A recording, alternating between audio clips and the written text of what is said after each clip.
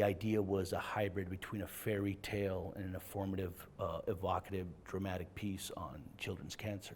But I really wanted to emphasize fairy tale, so the pitch was a little bit strange in the sense that you're pitching a film on children's cancer through a fairy tale aesthetic. So I wrote the script. Greg loved the script. Several other people in Los Angeles loved the script. And then the next phase was, okay, we're going to film it. And I pretty much got my budget. I got the amount of money that I budgeted the film for. But the problem was I never filmed in Serbia. I've done post-production. Well, prior to this project, I worked with Sasha Knezev on American Addict 2.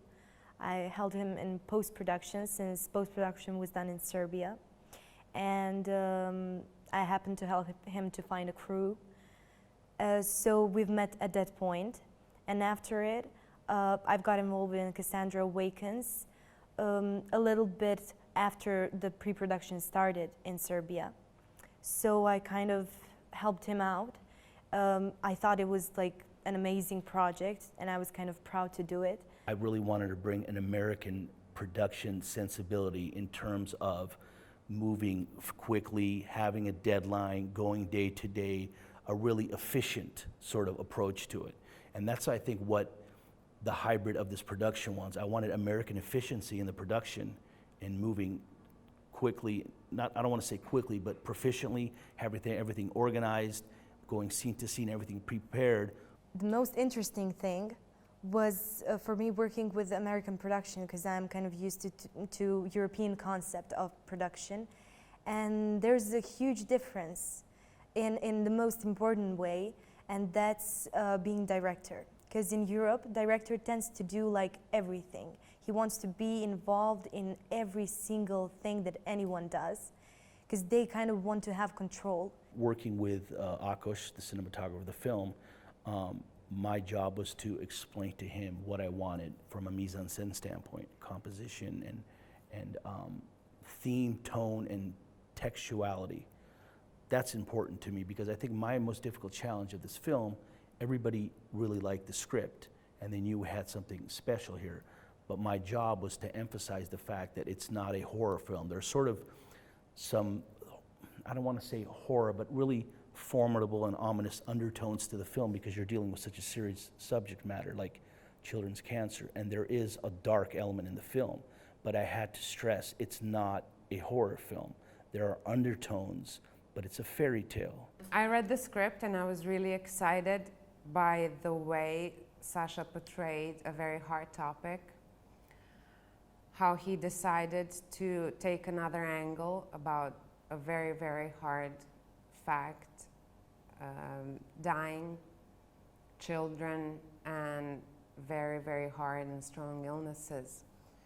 And I like the fact that he decided to take another angle and to speak about it through the eyes of children. We took a look through the eyes of the girl, not through the eyes of society or through media or even through the doctors, but we wanted to see how that girl feels like, you know, and how she is coping with the terrible disease she is having, you know. So I think that's what the movie is about the children who have cancer, their inner world.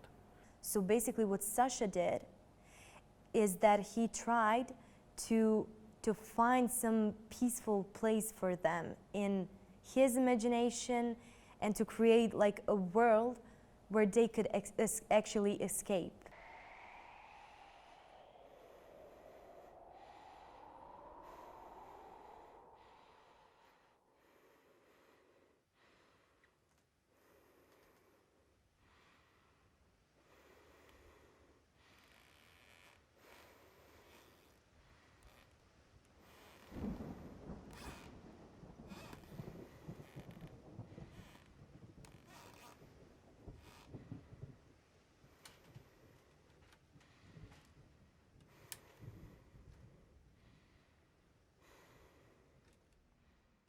I was very fortunate to work with such a great crew, and everyone helped me hands down, starting from Anna Renovica, the producer, Akos and Darko, who were Darko's the animator of the film. CGI. He's fantastic to work with. Visual effects supervisor has to make sure that everything that is shot, since the VFX artists, in case that's me too, but a lot of times it's another crew, and in that case, the VFX supervisor has to make sure that the VFX artists have everything at their disposal to do their work in the most efficient and best way possible. So there are a lot of technical considerations that needs to be taken, a lot of data to be collected and gathered on the shooting, so that the crew, the VFX crew, can later use that data to create believable CGI effects.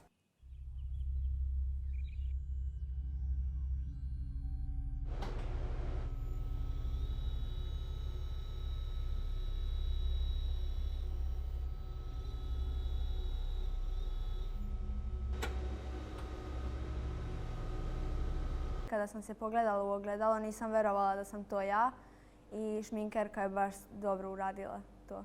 Process about the bald hair sounds like difficult, but it's not that difficult. Or maybe for me, because I like to do those things.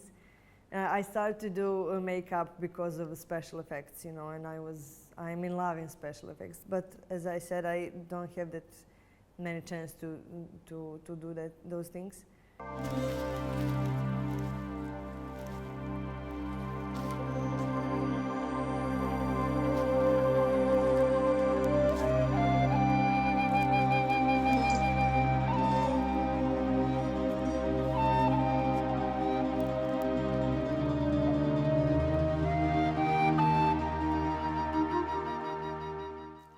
I was excited and really, I don't know, blown away about how serious that little girl was. And now I'm just talking about, you know, the fact that she is such a small child, but such a serious actress.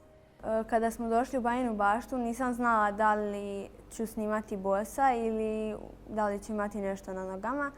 Pa kada je počelo snimanje, oni su meni rekli da li ja mogu da to izdržim, da budem bosa I u haljini kratkih rukava. I ja sam na to pristala.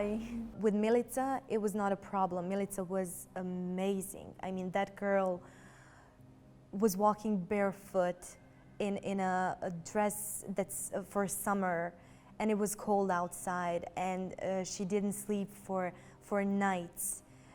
She would fall asleep and then wake up. She was just magnificent. U Bajinoj bašti smo snimali 4 dana I jedan dan od toga smo snimali noćno snimanje. I ja sam bila u haljini I u kratkih rukava I bosa. I bilo mi je baš hladno I par puta smo ponavljali to I bilo je baš zima. The Milica, one thing that really stood out for me with her is how stoically she managed to take all that, because it was a lot of pressure on her, you know, shooting. Well, we had enough days, but we had just enough days to shoot everything, so it wasn't really too loose shooting, you know, and she took it really, really well. She didn't complain. She did everything we asked her to do, and one time when we shot the night shots, it was really cold outside, but she did not complain at one time, so she just did it. It was awesome. Devojka se suncu zamerila. Aj, baj, baj, baj. Suncu zamerila.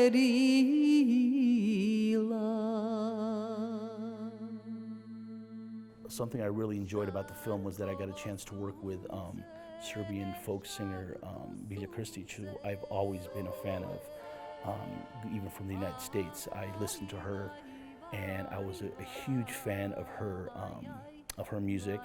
And actually, when I wrote Cassandra Awakens, I instantly in my mind said to myself, I'm going to get Bilja Krstic to do this music.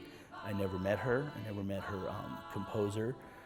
We've never been formally introduced, and I aggressively went after her. And fortunately, she is just not only a class lady, but a wonderful artist who's worked in film before.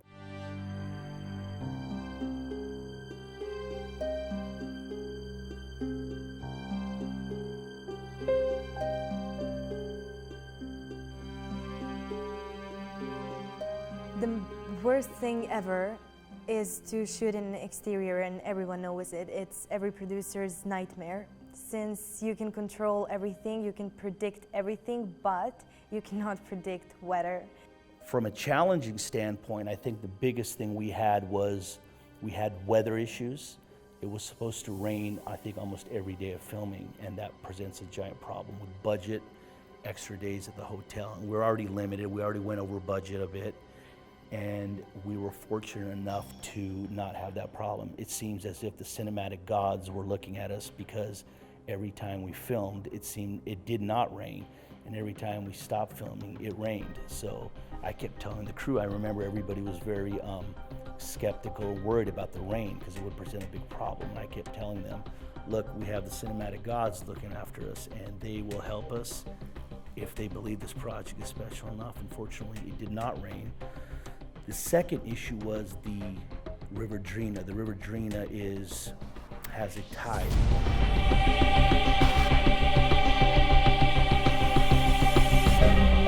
Drina is a really, really fast river. You know, it's, unforgiving and quite moody. You can call it moody. Sometimes it's really slow flowing, and sometimes it's really like fast, faster than what you see in a video. When you see that whole body of water moving and over and around the house, you really feel the force of it. So that was a pretty problematic issue with the movie. So we have to come up with ways, because we had children on boats and children around the house, and it was quite a dangerous situation. So we had to, actually my work also comes into play here, because we couldn't shoot everything on the set, but we tried to do the most of the stuff in real, of course. I really take a different approach to filmmaking. I believe in a spiritual, visceral, ethereal sensibility when filming, and I really look at that from a nature standpoint, that you have to look at the totality of everything around you, and if the project and the energy, collective energy of not only the crew, the story, the script, synchronizes with where you're filming, everything's going to be okay.